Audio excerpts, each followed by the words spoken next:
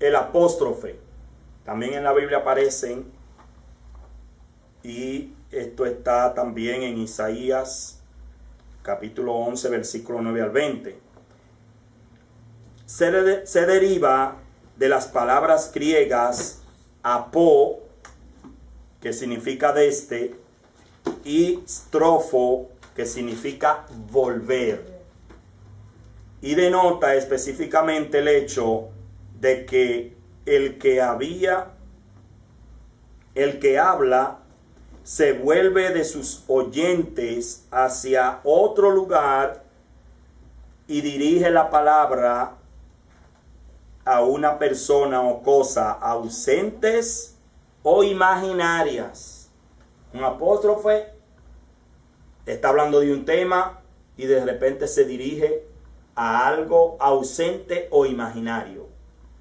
Por eso es que aquí en Isaías 11, 9 al 20 me habla también de eso, pero así pasa también con el pasaje de Salmo 1, 14.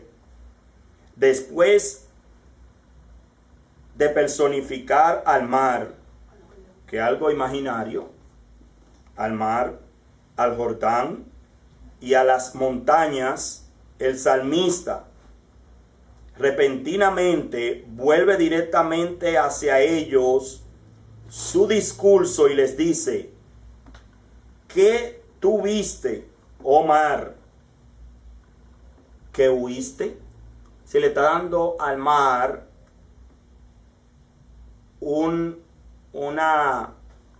le está dando vida. Vida, ¿no? Sí, ahí se está imaginando. Lo está poniéndolo humano. Humanificando, le está dando humanidad. Oh Jordán, que te volviste atrás.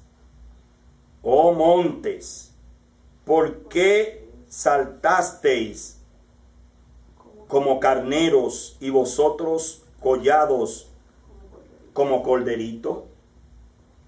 El apóstrofe dirigido al caído rey de Babilonia, Isaías 11, 9 al 20, es uno de los ejemplos más atrevidos y sublimes de su especie. Esa es otra parte en Isaías 11, 9 al 20. Pero en Salmos 1, 14 vemos un ejemplo de un apóstrofe que después de personificar al mar, al Jordán y a las montañas, el salmista repentinamente vuelve directamente hacia ellos su discurso, se vuelve de nuevo y le habla como si fueran personas. Seguimos entonces con otra figura y es la hipérbole. La hipérbole es una figura retórica que consiste en exagerar o magnificar un objeto más allá de la realidad. Exagerar un objeto más allá de la realidad. En Jueces 7:12 dice: tendidos en el valle como langostas en muchedumbre, y sus camellos eran innumerables. Óigame, eran innumerables. Y mira dónde está la hipérbole. Como la arena que está a la ribera de la mar. Es decir, que le está diciendo aquí que los camellos eran como la arena del mar. Una exageración. Es una exageración, es decir, para decir que eran muchísimos. Muchísimo. Si no utiliza el término no muchísimo, Pero, pero entonces utiliza la hipérbole para hacerlo como si fuera hoy nosotros decir que eran muchísimos. Mayormente nosotros también utilizamos hipérbole cuando decimos era como 1 millón de gente que había ahí. nosotros hacemos mucho eso, ¿verdad? Como 1 millón de gente había. Si no había 1 millón.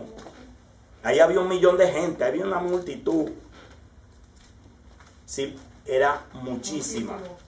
Entonces se utiliza una hipérbole en vez de utilizar el superlativo.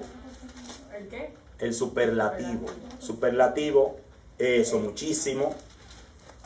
Ella no decir mucho, sino muchísimo. Ay, verdad. Eso es un superlativo. Pero aquí utilizan la hipérbole, que es una exageración. Entonces en la Biblia a veces aparece estas cosas. No es que está mintiendo, sino quiere darle énfasis de que había mucho, o quiere darle énfasis a una palabra para que se imaginen la cantidad que había. Tendidos en el valle, como langostas en muchedumbre, como langostas, que eso es a multitud. Y los camellos que eran como arena en el mar, que la arena son incontables. Y eso es lo que me quiere referir. Y eso es lo que hace la hipérbole. Entonces, cuando vea un pasaje que me hable de esta manera, debo de saber que es una hipérbole y no es algo que lo va a tomar literalmente, para decir que literalmente era así. Que habían ahí camellos como la arena del mar, habían millones ahí, porque si nos ponemos a contar la arena, entonces si hacemos esa interpretación de un pasaje así, lo estamos haciendo mal, porque estamos trayendo a la actualidad ese pasaje. Y lo que hay que llevarlo era al momento y tomar en cuenta la hermenéutica, que es una ciencia, y tomar en cuenta que hay muchos lenguajes. Hay metonimia, que toma una palabra por la otra. No voy a confundir que literalmente fue una saeta. No voy a confundir que literalmente fue algo que me dijo. Sino cuando leo el contexto y veo que me estaban hablando, entonces puedo dar una mejor interpretación. Que mirar el cielo, que así de las estrellas iba a ser. Es correcto. Eso es una hipérbole. Una hipérbole. Vamos a ver entonces el símil. Y vamos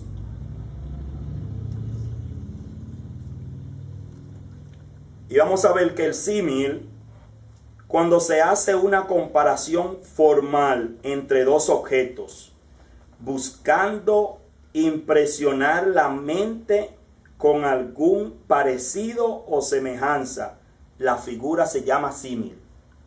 Se quiere impresionar.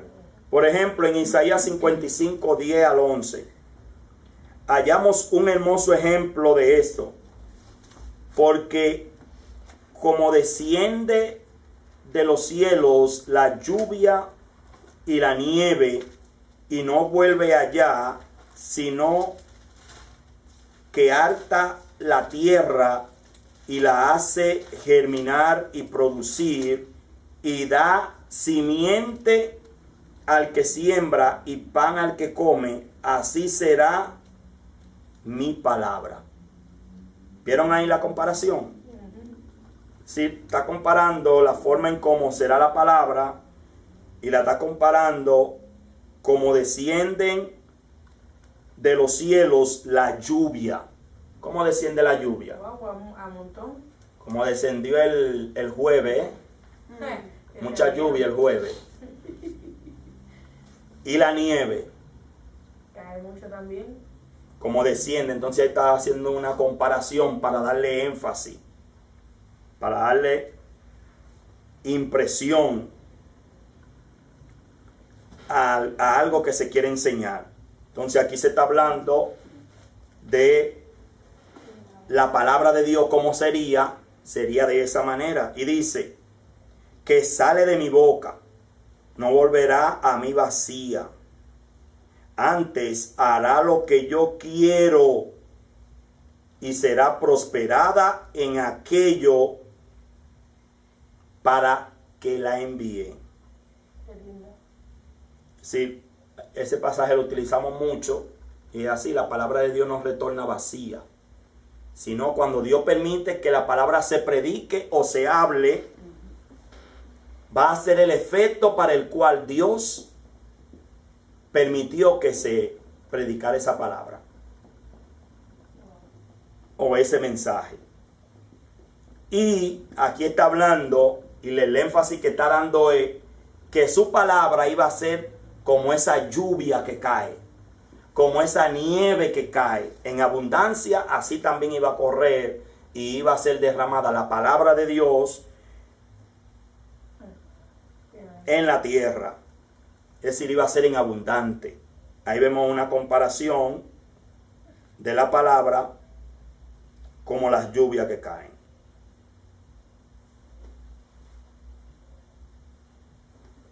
¿Qué dice?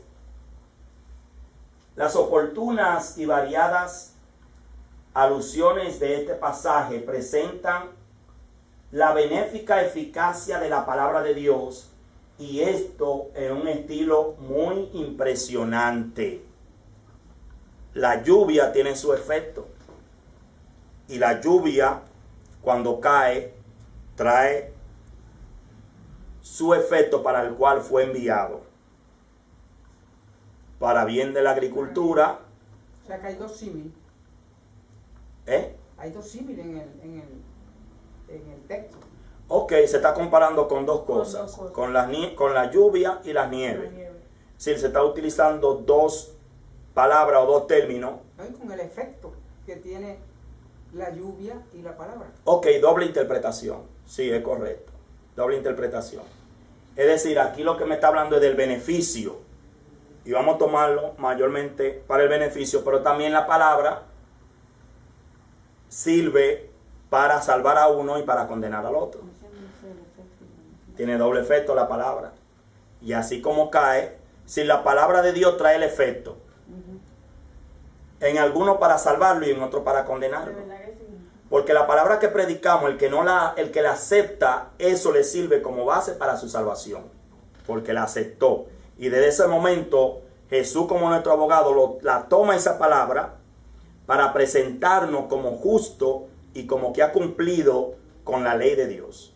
Pero esa misma palabra que se predica y la gente no la acepta para guardarla y para ser conforme a la palabra de Dios, esa misma palabra, ese mensaje, se va a tomar en el juicio final como testigo y como prueba para ser condenado. Así que cada vez que predicamos nosotros, tenemos que predicar, se convierta o no se convierta la gente. Porque eso que estamos predicando le va a servir para Dios de prueba, para que la persona cuando vaya al juicio final no tenga excusa de que está injustamente ahí. Sino como en un juicio hay que presentar prueba. Entonces cuando nosotros predicamos, aunque nadie se convierte, estamos haciendo la obra de Dios y acumulando prueba para el juicio final. Y a la persona, bueno, se te predicó tal día y la persona, y uno parece como que prediqué y nada pasó. Sí pasó, cada vez que predicamos pasa algo. Pasa para acumulación de prueba, para justificar a alguno y para acumulación de prueba para condenar a otro. Porque la misma palabra es la que te va a condenar. No soy yo, no es Jesucristo. Sino la palabra que ha oído, esa misma te van a condenar. Y eso va a ser así. Es decir, que la palabra siempre tiene un efecto. A veces nos desencantamos, que nadie se convierte. Pero es que tú no fuiste a predicar para convertir a la persona. Tú fuiste a predicar para que se salven o no se salven. Id y predicar el evangelio a toda criatura. El que creyere y fuere bautizado será salvo. El que no creyere será condenado. Es decir, que el mensaje que nosotros damos es de salvación y condenación. Cuando decimos salvación y condenación, no es nosotros que tenemos que estar hablando que tú serás condenado. No. Vamos a hablar la palabra y esa misma palabra va a ser el efecto. Entonces Dios nos ha enviado para que nosotros recaudemos esas pruebas. Todos queremos que sean para salvación, pero nosotros no estamos para determinar eso. Porque nosotros predicamos la palabra para el que convence el Espíritu Santo. Pero el Espíritu Santo no selecciona indiscriminadamente. El Espíritu Santo selecciona a aquellos que sus corazones están preparados. Porque nosotros, por eso no es bueno forzar a nadie. Y muchas veces se engañan a la gente. Ven para orar por ti, es para que se conviertan. Eso no tiene ningún efecto. Y vienen y pasan 30 gente que fueron de que para orar por ellos, y lo pongo en el Facebook que se convirtieron 100 gente. Para gloria mía. Y en el cielo, ¿qué tiene efecto? Ninguno. Entonces nada, yo predico la palabra, se hace el llamado, el que quiera pase, el que no pase. Pero el que el Espíritu Santo sabe que su corazón está compungido y está en verdad, lo mueve y pasa. Pero si su corazón está endurecido, porque esa misma palabra fue la que endureció el corazón de Faraón. Y Moisés, ¿qué fue? Fue a hablarle la palabra de Dios. Y Dios le endureció el corazón, ¿por qué? Para que se perdiera, para que hiciera eso. Entonces Dios injusto no le endureció el corazón porque su corazón estaba dispuesto a no obedecer a Dios. Y el que no está dispuesto a obedecer a Dios, Dios le endurece su corazón. Tú y yo no lo sabemos, pero Dios sabe ya quién, ya aunque le prediquen, ya está condenado. Porque que esa persona no quiere. Y Dios en su omnisciencia le va a seguir dando oportunidades para que no haya excusa. Pero ya Dios sabe quién está y quién no está. Pero eso no nos pertenece a nosotros. Eso le pertenece al Espíritu Santo y a Dios, que es el que va a convencerlo.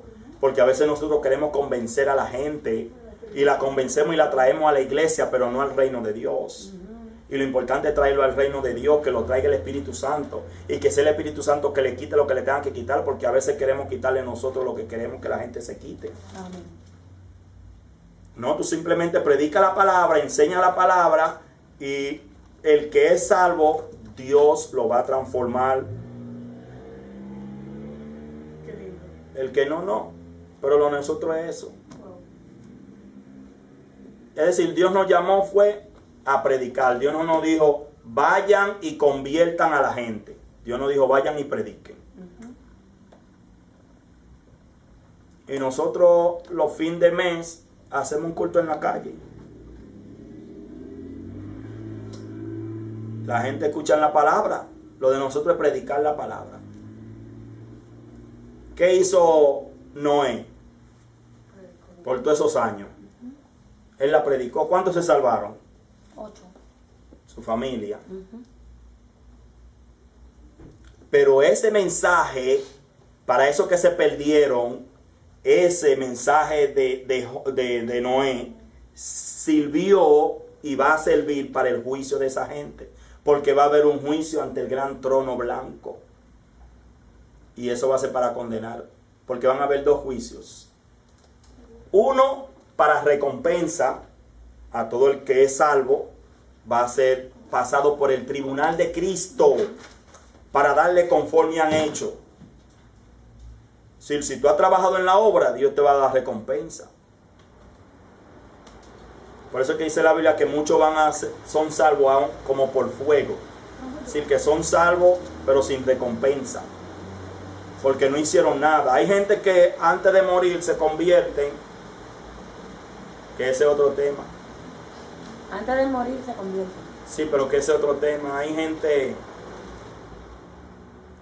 que le predican a una gente que se está muriendo.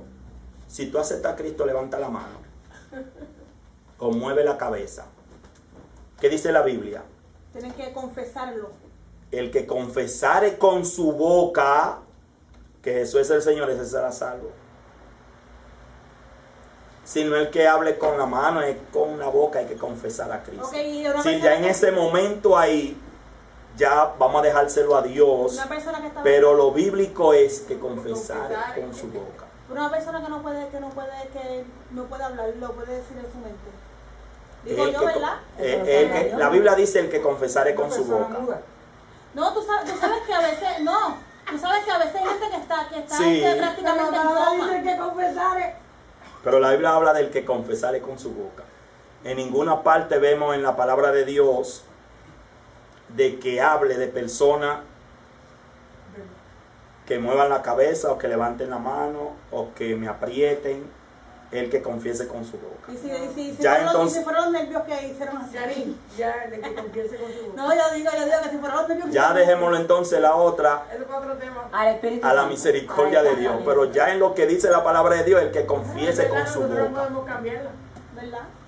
Si no me esté hablando de que me apriete, ya hay personas, toda la persona tuvo su oportunidad de aceptar a Cristo como es debido.